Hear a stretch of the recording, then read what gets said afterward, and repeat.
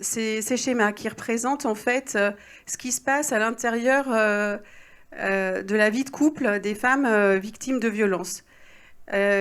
Tout commence habituellement avec un climat de tension où l'auteur tient des propos menaçants, parfois dévalorisants, à peu près systématiquement, ce qui implique chez la victime en fait de l'inquiétude, de l'anxiété. Elle doute d'elle-même, elle remet en cause ses choix potentiels. Tout ça est un phénomène crescendo jusqu'à des épisodes aigus de violence où elle explose.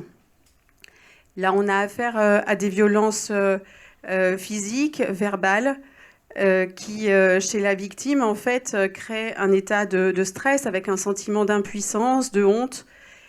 Et tout cela, en fait, derrière redescend ensuite avec la justification de l'auteur, qui remet sur la victime, finalement, la responsabilité de son comportement.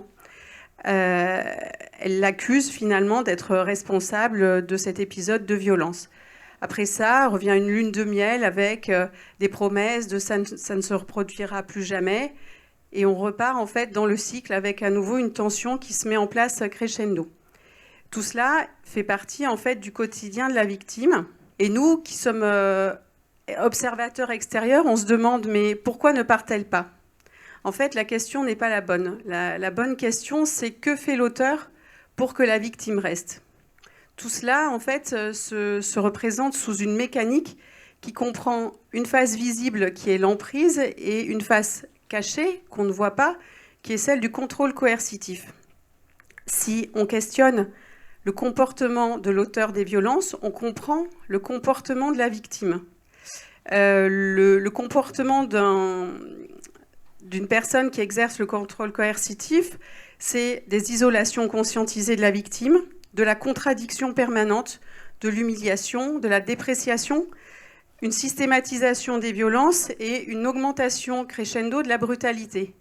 En miroir de tous ces éléments-là, chez les victimes, on a affaire à de la confusion, à de la dévalorisation, de la déconsidération. Ces pensées sont réduites et diminuées, et ces résistances également à des pensées alternatives diminuent. L'exclusion fait également partie du coup de tous ces phénomènes. On a affaire sur une face visible à quelqu'un qui se dévalorise, qui a l'air instable, pas sûr d'elle, qui hésite beaucoup, fait des allers-retours un petit peu... oui, je vais déposer plainte, mais finalement, non, je n'y vais pas. Et si on questionne le comportement de l'auteur, là, on comprend en fait la mécanique qui est celle qui explique ce comportement-là. C'est une notion qui, à ce jour, est pas citée en fait dans le droit français, mais qui rentre de plus en plus en compte dans le droit international, notamment dans les lois canadiennes et les lois anglo-saxonnes, qui reprennent ces éléments. Il faut questionner le comportement de l'auteur pour comprendre la mécanique du contrôle coercitif et derrière comprendre pourquoi ces femmes sont sous emprise.